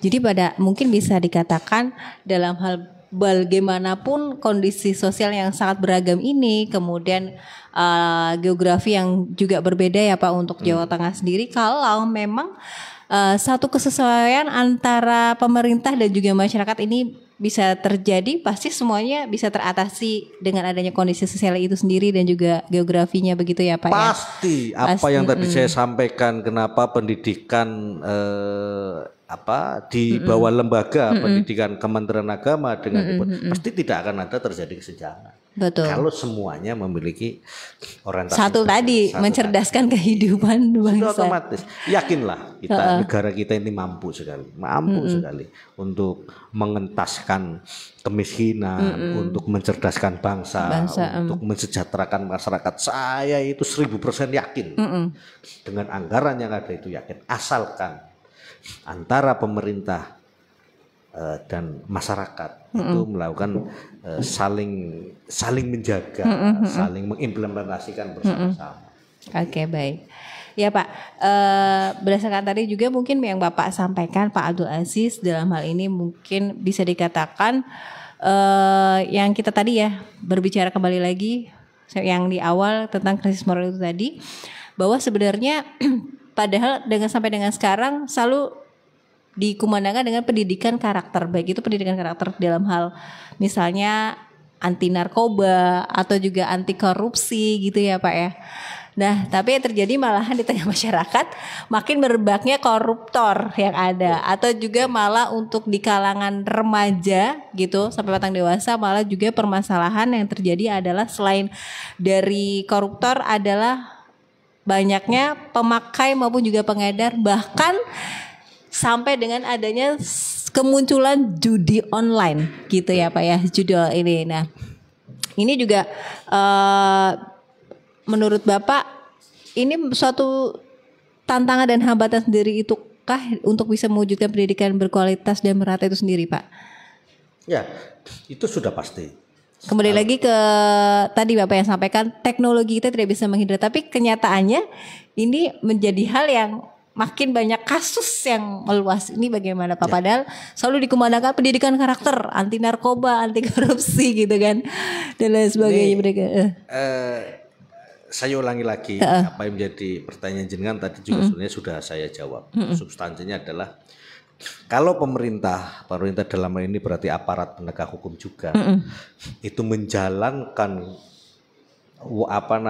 menjalankan semestinya, melakukan sesuatu yang harus semestinya, tidak melakukan pelencengan, itu tidak mungkin akan terjadi yang namanya judul.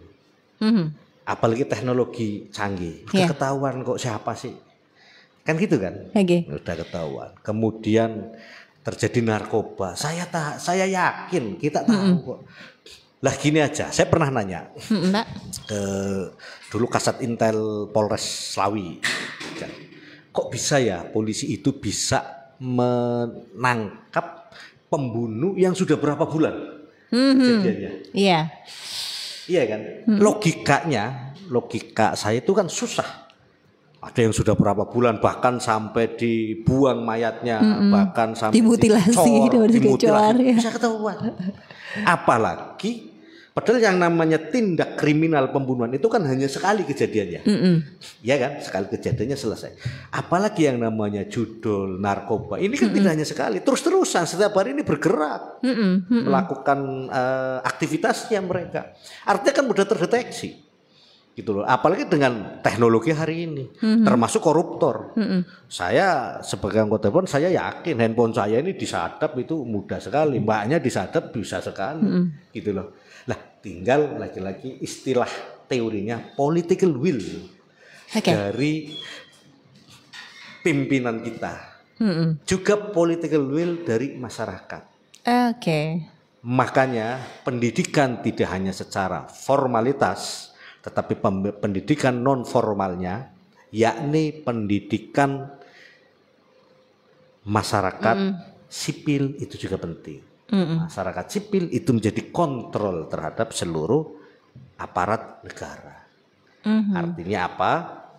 Contoh aja tadi ada yang tanya, di telepon, iya Pak Dani. Kan bisa saja ketika kemudian orang melihat anak-anak mau tawuran, kalau mereka tidak sungkan atau nggak berani telepon ke polisi, kan bisa saja telepon ke radio. Mbaknya bisa menyampaikan, Pak Polisi, ini ada orang telepon, katanya ini mau ada tawuran. Nah, ini kan bagian daripada teknologi. Siap. Nah, gitu loh. Ini radio ini sangat efektif sekali, gitu loh, efektif. Tempo hari saya waktu itu pernah di Pekalongan juga ada yang menyampaikan ini yang kena bencana banjir. Ini juga belum sampai di kota Pekalongan kalau nggak salah sudah tidak ada pembuangan sampahnya di pinggir-pinggir jalan. Ada malahan di sana diterapkan kebijakan di mana tanggal ganjil atau genap itu ganjil membuang sampahnya yang non plastik atau plastik kayak gitu. Iya lah, itu kan kita ada yang telepon, artinya kita tahu kan gitu loh. Lah sekali lagi ini harus, karena begini, sektor pendidikan nih dikuatin dari sistemnya, dari infrastrukturnya, tapi kemudian selesai mereka sudah pinter-pinter, nilainya bagus-bagus, ya kan. Tapi setelah itu tidak ada lowongan pekerjaan. Iya kan? Terus mau apa? Iya. Ya akhirnya yang pikirannya sudah terdoktrin, sudah mendapatkan pengetahuan yang komprehensif, setahun, 2 tahun lulusan sekolah masih teringat. Di tahun ketiga, tahun keempat, kebutuhan yang mendesak, hanya pikiran menjadi liar. Nah, ya enggak. Akhirnya apa yang terjadi? Kita di pendidikannya sudah bagus, bagus, sistemnya bagus, kurikulumnya bagus. Tapi pasca itu tidak ditampung, ya hilang lagi.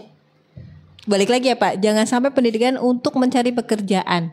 Balik lagi. Ya, itu tadi jangan sampai. Tapi pekerjaan itu bisa diciptakan. Iya.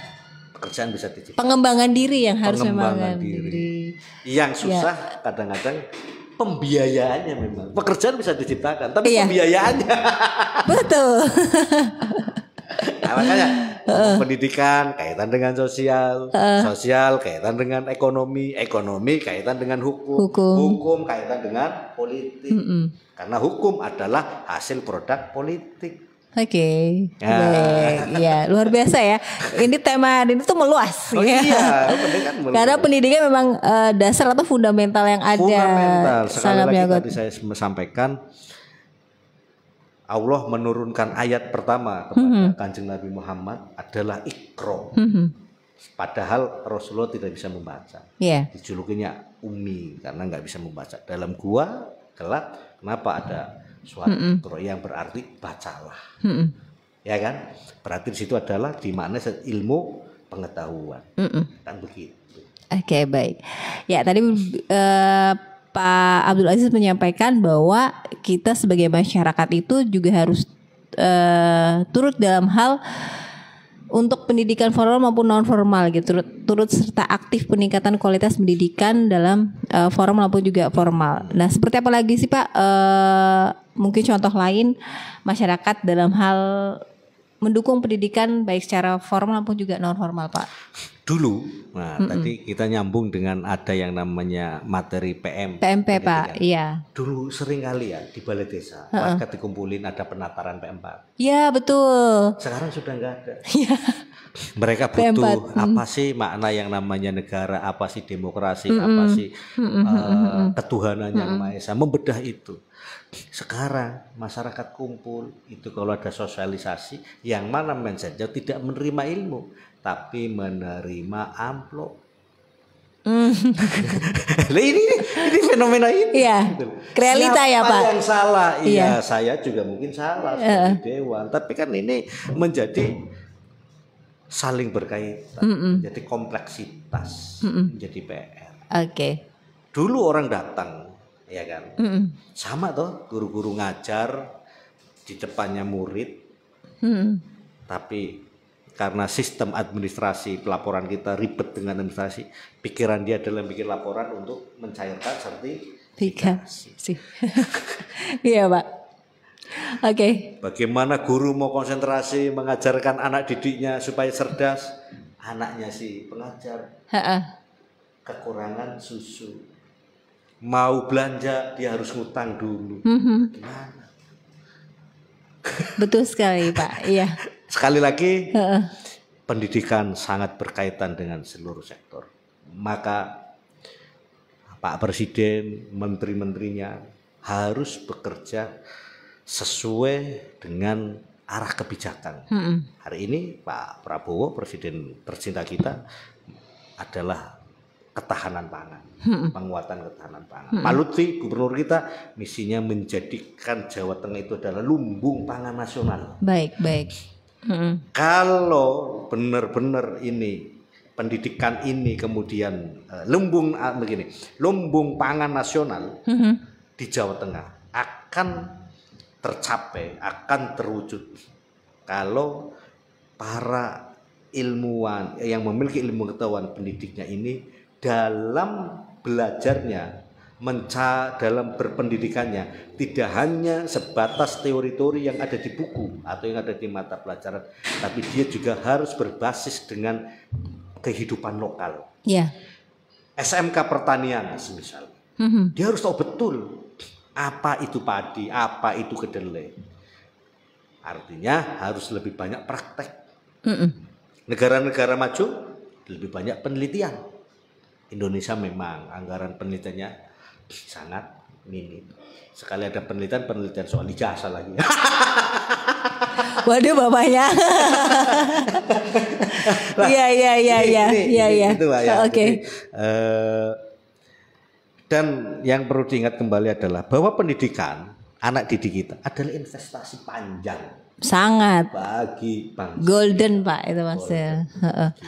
Tadi berbicara kita tadi Bapak menyinggung tentang lumbung nasional untuk Jawa Tengah sendiri ya Pak ya. Dan juga tadi Bapak menyampaikan sekolah ya SMK Pertanian yang harus banyak praktiknya, banyak penelitiannya gitu ya. Tolong hasilkan beberapa bukan hanya sekedar mungkin menerima pelajaran tapi juga harus dipraktikkan juga nih ya, terutama ada SMK Pertanian. Nah, mungkinkah Pak ini bisa kita berhubungan lagi dengan yang namanya berkualitas secara merata pendidikan itu sendiri dan ratanya dengan Jawa Tengah sebagai lumbung padi nasional?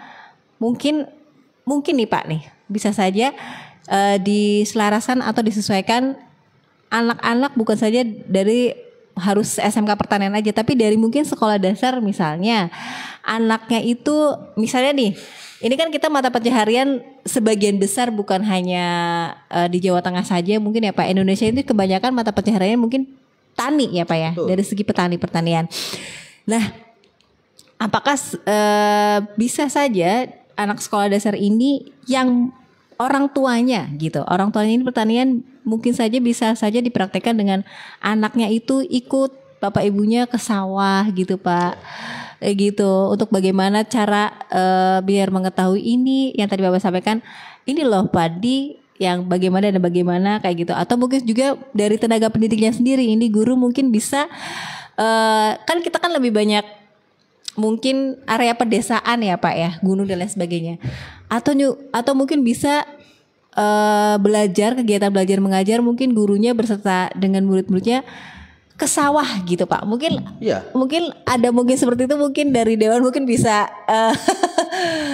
sampai mungkin ya khususnya nih untuk sekolah-sekolah yang ada di pedesaan gitu Pak, agar tertanam jiwa dari generasi bangsa ini untuk bisa lebih memperhatikan muncul para petani Indonesia ini yang ya modern gitu Pak, dimulai dari mungkin penanamannya sejak dini dari sekolah dasar. Menurut Bapak bagaimana Pak? Jadi disinkronkan. Justru dari pertanyaan jenengan itu saya menjadi ide saya. Oke.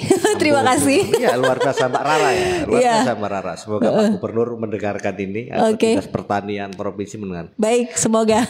Dulu kalau kita di PKB di kalangan Nahdlatul Ulama itu ayo dong Ayo mondok. Ayo mondok. Ya, supaya kenapa? Karena di pondok itu adalah tempat yang paling strategis, efektif, efisien, dan esensial untuk melatih orang berpendidikan karakter. Kenapa? Karena mereka hampir 24 jam ada di pesantren.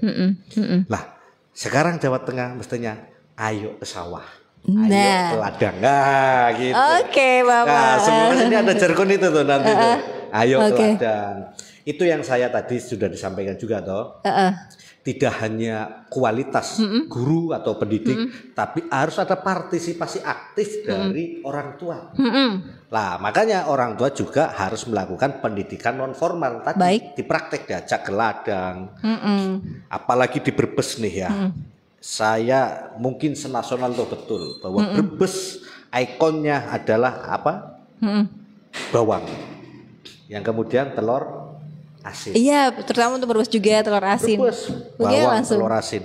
Saya sampai hari ini belum pernah mendengar yang bisa mengalahkan ikon Brebes sebagai daerah produksi bawang dan telur asin. Saya udah berapa kali membandingkan bawang Brebes luar biasa, telur asin di Brebes pun luar biasa. Bahkan di Tegal pun susah sekali toh. Tegal maupun kota Tegal untuk produksi itu nggak bisa. Bawang pun bisa gagal. Lah, ini maka kalau saya boleh usul ke ke Ibu Bupati, coba ajaklah anak-anak pelajar se-Kabupaten Brebes untuk belajar nandur bawang. Iya Pak, betul. Aja mau belajar merotoletok. Atau menikmati bawang goreng. Iya, atau cuma goreng, tapi bagaimana dia harus dilatih ke sawahnya, cara menanam bawang. Gitu. Kemudian menjaganya, merawat. Bila perlu sarjana-sarjana pertanian yang asli dari Brebes, Putra Daerah kumpulkan. Karena saya dengar produksi makin kesini makin berkurang produksi bawang. Iya. Gitu, saya kira. Gitu Brebes ya, bisa menjadi percontohan nih. Semoga Pak. Tadi Jawa Tengah ingin menjadi lumbung pangan. Paling tidak di sektor bawangnya itu. Bawangnya ya Pak ya. Karena bagaimanapun juga dengan mungkin pendidikan yang seperti itu, masyarakat dengan hal yang mendukung dari itu kan termasuknya non formal ya Pak ya. Dalam non formal mungkin ini bisa menjadikan satu yang namanya saling keterkaitan tadi. Pendidikan merata juga selain mencerdaskan kehidupan bangsa juga pastinya kesejahteraan masyarakat itu sendiri tercipta dengan sendirinya. Sudah otomatis. Baik Pak. Nah ini ada pertanyaan Pak dari Yani di Brebes. Berbicara mengenai tadi Bapak sampaikan dari awal, saya mendengar mengenai bagaimana untuk infrastruktur di Jawa Tengah ya Pak ya. Mungkin ada di Kabupaten Brebeskah yang infrastruktur ya di mana mungkin memerlukan misalnya jembatan ya. Jadi sekolahnya yang harus menuju sekolah itu harus ada akses jembatan. Itu apakah di Brebes ada seperti itu Pak? Harus bagaimana Pak itu Pak melalui sarana infrastrukturnya gitu. Jadi untuk maksudnya mungkin Mbak Yani anak-anak sekolah ini ketika mau bersekolah harus melalui akses yang untuk lebih mudahnya harus ada jembatan. Apakah di Kabupaten Brebes sendiri ada yang seperti itu atau mungkin dalam hal peningkatan infrastruktur lainnya di Kabupaten Brebes sendiri harus seperti apa untuk bisa menciptakan pendidikan yang berkualitas. Dan Bapak juga menyampaikan tadi, memang Pak sampai dengan sekarang antara sekolah negeri dan swasta itu emang berbeda sekali dalam hal segala macam kebijakan yang ada gitu ya. Ini mungkin apa sih Pak yang mungkin Bapak ketahui kenapa sampai dengan hal itu tercipta perbedaan antara negeri dan swasta begitu? Ya, mungkin dalam hal ini kan ujian nasional itu kan biasanya merata, tapi sampai dengan sekarang contoh di swasta selalu ada iuran, ya gitu. Dari Yani di Brebes. Pertama dari siapa? Dari Yani. Mas Yani ya. Iya. Nah, Mas Yani bahwa pemerintah baik eksekutif maupun legislatif, khususnya di Kabupaten Brebes dan provinsi, tidak ada pemerintah kami baik dari DPR maupun dari eksekutif itu tidak ada niatan bahkan tidak ada bayangan mempersulit masyarakat. yang ada kita tuh pengen mempermudah. Bahkan kita dari dewan-dewan itu terpilih pun karena masyarakat. Kita pengen sekali memberikan apa yang bisa kita berikan ke masyarakat. Salah satunya adalah membantu atau memfasilitasi semacam kayak jembatan dan sebagainya. Namun jujur, kita harus mengatakan jujur, anggaran memang kita sangat terbatas. Itu yang pertama. Yang kedua, masyarakat bisa akses langsung ke DPR. Entah DPR kabupaten, entah DPR provinsi.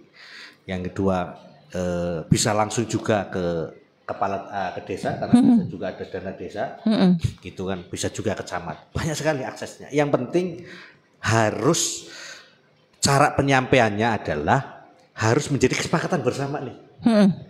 Kalau menjadi kesepakatan bersama, seumpama nih desa ini butuh jembatan, sudah kan ada musrenbang, itu pasti ada anggaran. Kalau kurang, sampaikan ke dewannya. Misal di daerah mana, sampaikan aja ke dewannya.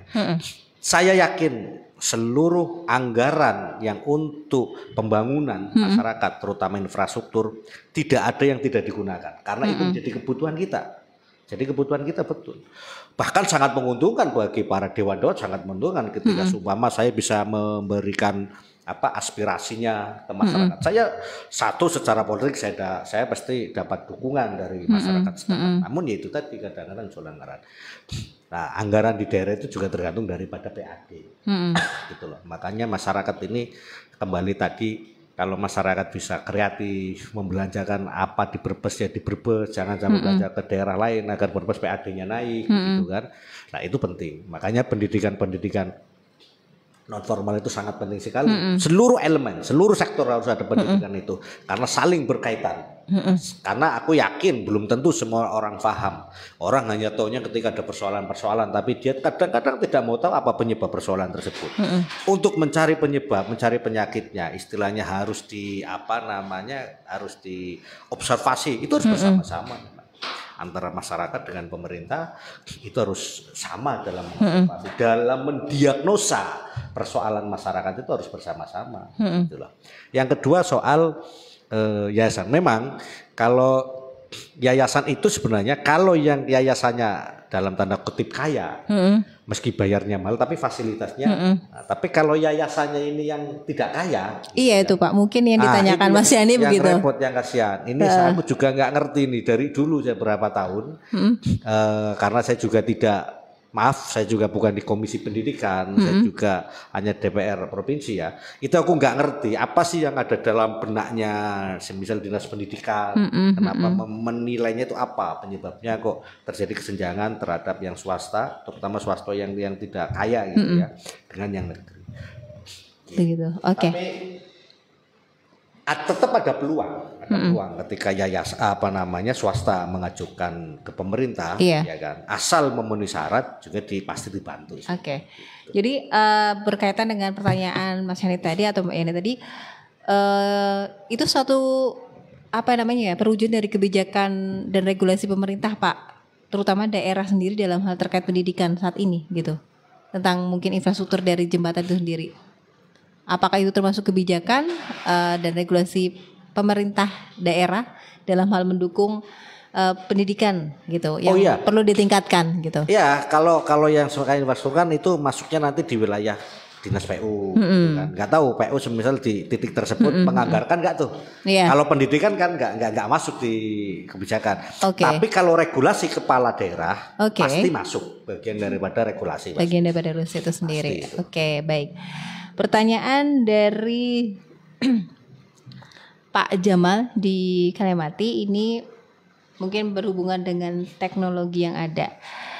Saya ingin menyampaikan, betul Pak, mungkin karena terkait dengan banyaknya administrasi yang menyulitkan guru, akhirnya sebenarnya pemanfaatan teknologi itu sendiri bisa dijadikan sebagai mutu pendidikan itu perlu ditingkatkan. Tapi kenyataannya yang saya sering lihat di sosial media itu malah guru mengajak anak didiknya hanya main TikTok. Hanya main TikTok, nari-nari yang sedang viral saja. Ini bagaimana Pak menurut pandangan Bapak sendiri dalam hal kualitas guru itu sendiri, dan ini juga terkaitan juga dengan tadi Bapak menyampaikan mengenai Lumbung Padi Nasional juga kita saya rasa selain pendidikan juga berkaitan dengan hal pariwisata gitu ya Pak yang ada, dan sekarang ini pemerintah juga sedang memberikan kebijakan atau mempunyai kebijakan dalam hal peningkatan promosi pariwisata. Nah, menurut Bapak ini juga perlu disinkronkan atau disesuaikan untuk penanaman dari anak-anak Indonesia mengenai pariwisata itu sendiri agar ditingkatkan selaras dengan pendidikan juga ditingkatkan juga. Bagaimana Pak tanggapannya Pak? Dari Jamal di Ali Ada Mati. lagi nggak pertanyaannya? Biar Sudah. sekalian dijawab. Sudah itu Ya.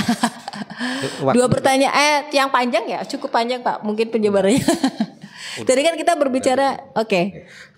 Kita tinggal 5 menit lagi Pak. Oke. Tadi sudah saya sampaikan, seluruh sektor selini-lini ini saling berkaitan, ya kan? Apalagi pendidikan dan pariwisata. Pertanyaan ini sebenarnya sudah saya jelaskan tadi, Iya. sudah saya jawab. Tapi saya ulangi lagi bahwa pendidikan, apalagi pendidikan ini menjadi muara. Iya betul Pak, Menjadi muaranya. Sumber menjadi basic dasar itu dasar sendiri. sektor-sektor lainnya. Politisi kalau pendidikannya bagus, moralnya bagus, pasti akan menjadi politisi yang bagus. Inspirasi ya Pak ya. Jadi inspirasi. Pembisnis, pedagang, pedagang. kalau memiliki pendidikan, moral yang bagus pasti akan menjadi pedagang yang baik, pedagang Amin. yang soleh lah. Ya. Termasuk penyiar radio. Terima kasih. Semuanya. Baik. Nah, maka pariwisata pun harus, karena pariwisata setiap daerah itu harus menguatkan potensi-potensi pariwisata, karena peningkatan pariwisata itu juga akan berdampak terhadap PAD. Dengan berdampak PAD, maka akan terjadi peningkatan anggaran untuk mensejahterakan masyarakat. Lah, rutenya begitu. Nah, gitu loh. Makanya jangan sungkan-sungkan yang tadi saya sampaikan. Ketika orang Brebes dapatnya dari Brebes, dapat bahasa kasarannya kayak wes, wong Brebes oleh duitnya sing Brebes dibuangnya nih Brebes. Gitu loh maksudnya loh. Iya. Ada dibuang nih Jawa Brebes. Supaya apa? Uang ini berputarnya itu adalah di Brebes. Kegiatan ekonominya, perekonomiannya. Iya, jangan sampai oleh duit nang Brebes, jajannya ning luar Brebes. Itu dia Pak. Bagaimana? Gitu. Jadi Brebes kan ada pariwisata juga, Iya. kan itu seminggu sekali gitu kan. Oke. Refreshing ngajak keluarga. Mungkin ini yang ditanyakan Pak Jamal ini terkait dengan study tour kali Pak. Mungkin atau juga beberapa hal. Itu kan kadang-kadang study tour Tidak itu, usah jauh-jauh tapi iya, study tour udah di Brebes dulu gitu kan. Atau boleh ke daerah lain tapi barter. Nah mungkin Ini harus ada tuh. Bapak Dewan mungkin bisa mengusaha apa ini Pak. Ayo Brebes bisa beres mungkin itu Brebes Pak. mau ke Jepara. Iya. Ngomong dong ke Jepara. Jepara ke Brebes ya. Iya. Brebes berapa orang? 100 orang. Dari Jepara 100 orang dong. Nah, Iya. ini namanya subsidi silang. Semoga bisa didengarkan ya Pak. Iya, itu menarik gitu loh. Itu Oke, menarik. betul. Ini bukan Oke. berarti ketika ngomong itu bukan berarti penguatan primordial, tidak. Iya. Tapi ini dalam konteks penguatan PAD. Iya, pendapatan asli daerah. Pendapatan asli daerah. Oke. Jadi Makanya kalau kayak gitu kan harus kesadaran kolektif toh. Tidak cukup bupati mau ngomong kayak apapun, pimpinan dewannya mau kampanye apapun kayak itu, tapi kalau masyarakatnya tidak mau melakukan kayak gitu ya bullshit, nggak bisa. Makanya sekali lagi kesadaran, mindset, visi, persepsi harus satu kesatuan secara kolektif. kesesuaian antara dari visi misinya pemerintah dan juga masyarakat itu Betul jadi sekali. betul. Kalau memang ingin mewujudkan dari sesuai dengan tema dari Hari Pendidikan Nasional kemarin yaitu partisipasi semesta mewujudkan pendidikan bermutu untuk semua. Jadi ini semestanya ini kan berarti sumber daya alam ya Pak ya, dari Indonesia sendiri. Kalau kita berbicara Jawa Tengah pastinya banyak sekali destinasi wisata ya. Contoh Magelang itu sendiri kita punya Borobudur dan itu adalah ikon keajaiban dunia. Iya kan? Sekali lagi kayaknya setiap tahunnya banyak event ya Pak ya yang terjadi gitu.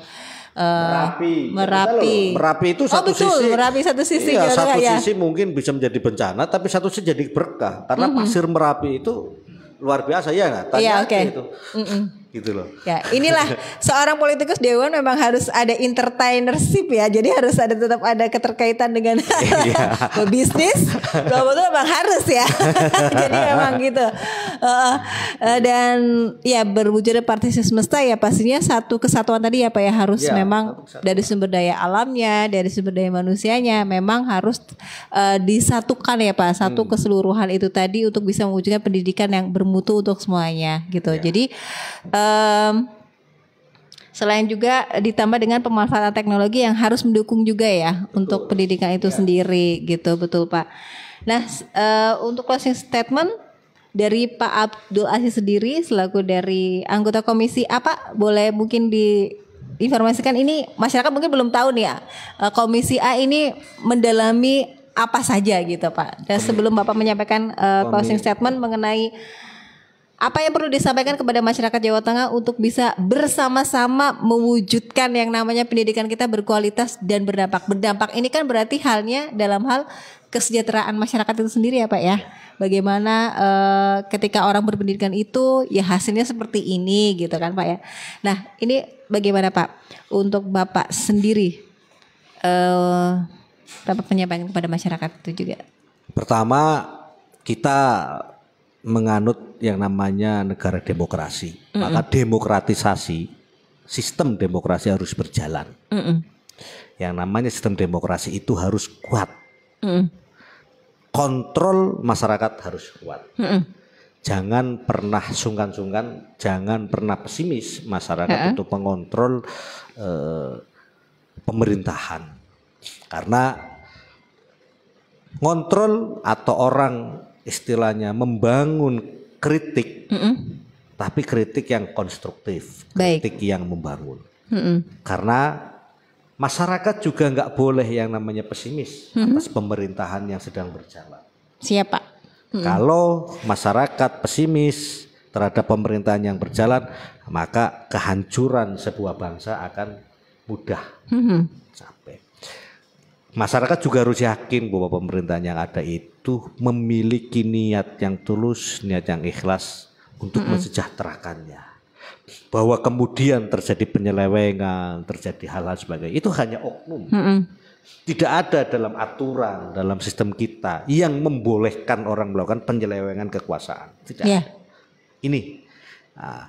Nah, yang kedua, masyarakat harus mandiri, harus berdikari bahwa keberadaan pemerintah itu penting, tetapi kreativitas masyarakat juga sangat dibutuhkan. Sangat dibutuhkan, diharapkan. Masyarakat sekali lagi tidak boleh pesimis. Masyarakat harus tetap selalu optimis dan kita bersama-sama bahwa tanggung jawab membangun moral bangsa ini tidak hanya tugas pemerintah tapi seluruh elemen. Membangun kesejahteraan tidak bisa ditumpukan atau dibebankan hanya kepada 1-2 orang saja, tapi kita bersama-sama. Siap. Begitu. Oke. Terima kasih Pak Abdul Aziz SIP selaku anggota Komisi A yang membawahi apa saja Pak ini Pak untuk anggota Komisi A? Pemerintahan, hukum. Kalau Komisi A itu. Oke, pemerintahan dan hukum ya Pak ya. Baik. Ya, semoga Bapak tetap sehat selalu, dapat menjalankan segala aktivitas dan rutinitas untuk sehari-hari dan makin bahagia juga berkah Pak semuanya Pak. Oke, beserta keluarga dan orang-orang banyak kebaikan menyertai Bapak ya Pak ya. Oke, baik. Amin, terima kasih Mbak ya, Lara. dan juga saya terima kasih sekali yang sudah menyaksikan, yang sudah join ya. Baik, Anda menyaksikan di fansite-nya Singosari FM Brebes. Dan juga di via SMS WhatsApp 0857 0360 7798 ataupun juga di via telepon di 0283671636. Yang pastinya untuk kita semuanya semoga apa yang sudah diinformasikan baik dari Pak Abdul Aziz SIP selaku anggota Komisi A dan juga tadi Bapak Zaki Sefrudin Prihatin selaku anggota Komisi D yang sempat ada izin karena ada keperluan ya. Sangat berterima kasih sekali atas segala informasi yang sudah disampaikan. Semoga informasi yang sudah disampaikan dengan tema bersama wujudkan pendidikan berkualitas dan berdampak memberikan manfaat kita semuanya untuk bisa banyak pandangan dan wawasan yang pastinya kita bersama-sama menjadikan atau mewujudkan pendidikan di Indonesia ini makin berkualitas dengan dapat diidentifikasikannya sebagai sistem pendidikan yang memberikan lingkungan dan metode pembelajaran yang efektif dan efisien, dan juga bertujuan mengembangkan potensi dari siswa atau pelajar secara menyeluruh. Dan tujuan utama dari pendidikan itu sendiri adalah membentuk ya siswa yang memiliki pengetahuan luas, kreativitas dan berwawasan global. Seperti itu yang kurang lebih kami ringkas dalam pembahasan bersama dengan Dialog DPRD Provinsi Jawa Tengah untuk hari ini di Sabtu 10 Mei 2025. Sudah 2 jam kami bersama Anda. Terima kasih atas kebersamaannya. Saya Rara Elsano mewakili kru yang bertugas untuk hari ini mengucapkan banyak terima kasih. Sampai jumpa, selamat berakhir pekan, salam sehat selalu untuk Anda dan sampai jumpa.